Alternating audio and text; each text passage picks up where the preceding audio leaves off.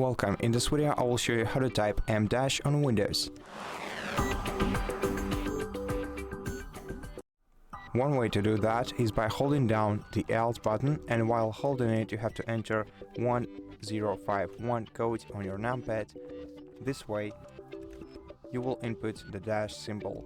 Alternatively, you can use the Windows button and press it along with period button, and this way you will enable the stickers menu or the emoji menu, and here you'll have to select the symbols tab and then go down to the M- symbol, and if you click on it, it will appear in your text file. And that's it. Thank you for watching this video.